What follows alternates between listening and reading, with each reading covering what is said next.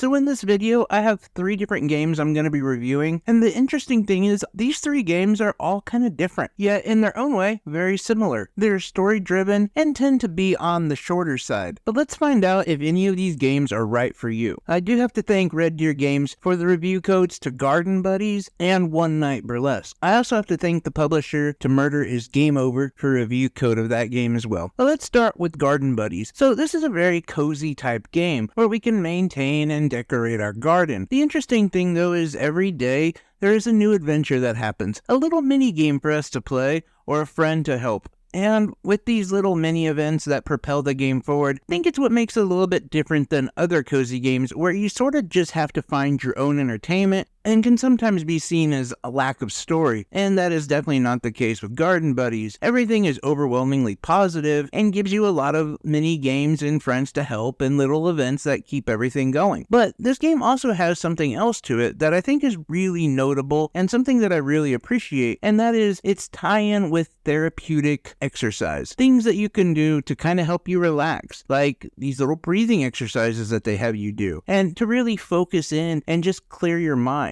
I think that that's a very cool thing to do, and I love the direction in which the game's going for this. And I do see a path that this game could take, or the developers of this game could take, that would lead it to even more and more therapeutic exercise, overall mental health maintenance, and maybe just a positive outlook to help with anxiety or depression and things of that nature. And again, I absolutely love the fact that they're really embracing this. For me and a lot of other gamers, coping, mental health, and video games just kind of all go together. So it's nice to see that this developer is really trying to tie things together. Now, I will say this game is not without its flaws. It has a few that I could speak of. Things like animation, graphics. It doesn't really pull that high when it comes to those things, but I don't really think that that's the basis of which we judge this game, as it is more about that cozy game lifestyle and about mental health maintenance. I will say that this is a great game to really clear your head and just de-stress. Something that I'll play late at night when I'm trying to go to bed, or something I really just need a break from everything that's going on. Maybe screaming kids or screaming wife or screaming kids, those kind of things that happen to most people. But I really did appreciate it, and if I was going to give this game a score, I think I would get a solid 6 out of 10. Now onto a game that is called Murder is Game Over, which when I first started playing it, I honestly thought it was a survivor horror game, and I was completely wrong, as there is no real combat in the game. It plays more like the game Clue, where there's been a murder at a creepy old castle, and you are a detective with your trusty canine, and it's your job to figure out who did it, and how they did it, and why they did it. What makes it more difficult is the fact that it looks like a legitimate accident. A gargoyle fell off the top of the castle and crushed the owner. Once you discover there was foul play, there are a plethora of different suspects that you need to investigate. Most of this game plays out sort of like a story, where you do control the narrative a little bit, and you do have some free roaming capabilities, but for the most part, the game pushes you to the end. And I will say that for the story, the narrative, the dialogue, all of that, it plays really well, but I would also say that my biggest critique of the game is the fact that you don't really play much of a role in the game. Yeah, you have to find the clues, you have to find parts that push the game forward, but you can't make a mistake. Meaning, you could guess the wrong person, you could be on the wrong track the entire time and still finish the game, with the actual murderers going to jail. Because there is sort of this fail-safe system at the end of the game that doesn't let you send the wrong people to jail. And so as an actual story, the game is cool. I like the little narrative. I just feel like maybe your character didn't really have that much input. I will say too, that there is a completely missable treasure that you can find, and that is actually one of the fun things to do in the game, is to find this treasure. It's like the castle's treasure, and again, completely missable. You just have to get on the right track and then follow all these clues. But aside from that, most of the game just plays out with you really having minimal effect on the game itself. And I really think that that's a missed opportunity, because a lot of these detective games, it's really fun to know that the stakes are so high because you might mess up, and that would be the end of the game. So I don't know, I like the game. I think it's a cool little narrative.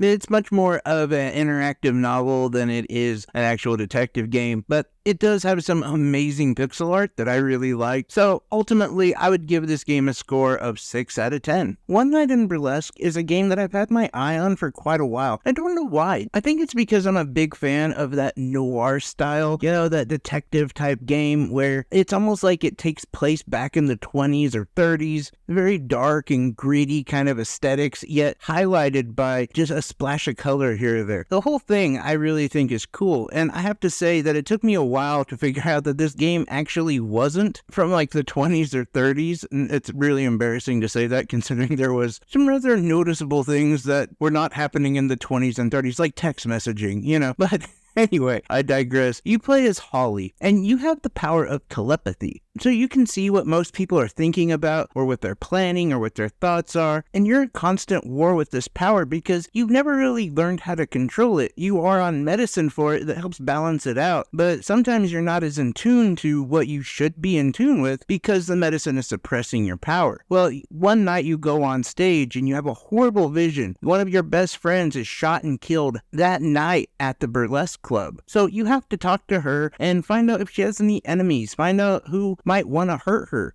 Ask her about enemies, ask her about anything you can think of, and this will lead to other avenues in which to investigate. And as you investigate, you meet a few potential suspects, and as you're talking to them, you can use your telepathy to find out what they're actually thinking. And this involves a little bit of a mini game, and it will sometimes give you access to their darkest thoughts. The problem is you can't use this too much without also taking your medicine. And there is a significant fear of overdosing as well, because every conversation, she ends up using her telepathy and ends up having to take her medicine. You see, if she doesn't take her medicine, the real world becomes very distorted and hard for her to deal with. In fact, it can cause her to just black out and pass out, or who knows what. Then while you're schmoozing and trying to learn all the information you can, there's actually another fun mini game that you get to play while you're making them drinks, so that maybe it'll loosen them up, maybe they'll talk to you a little bit more. And all of this becomes very important because this is a game that if you make the wrong choice, it's game over. You messed up, your friend dies, and that's the end. There's no going back. This is a game, too, that as soon as I started playing it, I never turned it off. I played it all the way through, which was about an hour and a half to 2 hours. It was just a lot of fun, and the interactive aspect of it also made it just really engaging. I can say that this game was exactly what I thought it would be. Really good. It is sort of a mini version of LA Noire, except with superpowers and a more stylized aesthetic. But ultimately, I really enjoyed this game. Like I said, I felt like I would, and I did. It's one of those things I was really happy that this turned out to be what I thought it was, and ultimately, this game scores an 8 out of 10 for me. The only downside to it is a bit short, and I